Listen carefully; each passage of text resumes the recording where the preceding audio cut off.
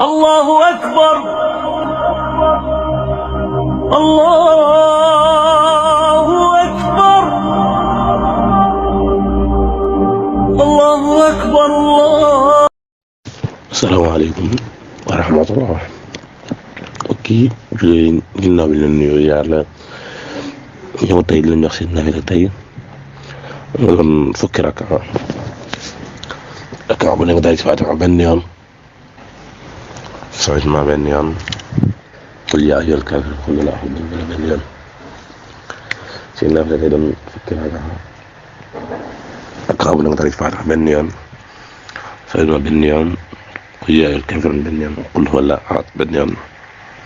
sëriñ bi wax na ne képp ku ko def des na ko jéggale bàkkaaram, des na mel na ko jàng alxuraan téeméer yoon, aj téeméer yoon, umra téeméer yoon, mel na ko mu àdduna bépp, waaye def ko ci yoonu yàlla ci lu baax.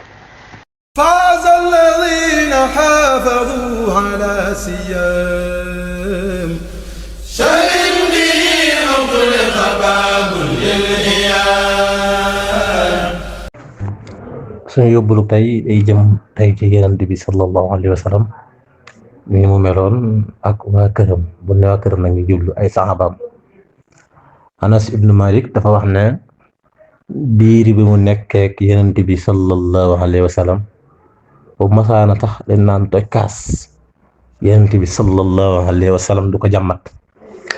Anas ibnu Malik nee na ma masa ànd ak Yonent bi sallallahu alayhi wa sallam ñuy tukki, ñu dajeek benn arabi yu Yonent bi mi ngi soloon benn mbase, waa ji tee ci mbubu Yonent bi ne ko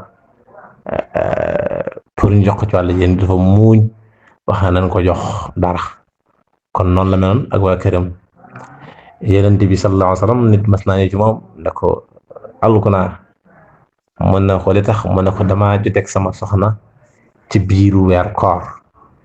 Yonent bi ne ko dangay fexe def li nga xam ne moom la wax ne ku ànd ak sa soxna ci bëccëg ci weeru koor moo nga war a def. mu ne ko bu nekkee joxe gi day yërëm lu ma joxe. incha am ko fa ñëw di jox tàndar mu jox ko ne ko joxe ko. waa ji ne ko ndax mën naa koo jox sama bopp ndax gisuma ko ma ko gën a yeyoo. wax na ne keroog Yonent bi sallallahu alayhi wa sallam dafa muuñ ba ay dégg jëm génn te loolu yomb ko woon moom Yonent bi sallallahu alayhi wa sallam. kon nag ñu ngi leen ñaanal koor jàmm, jërë ngeen jëf. faaza allaziina haafazuu alaa siyaam shahrin bihi ughliqa baabun lil iyaam. faaza allaziina haafazuu alaa siyaam shahrin bihi ughliqa baabun lil iyaam.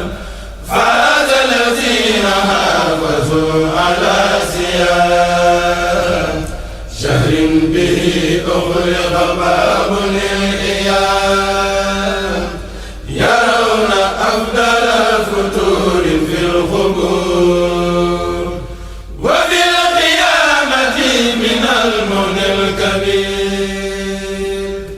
shahida xaaliqul waraa li saa'imiin. الله أكبر الله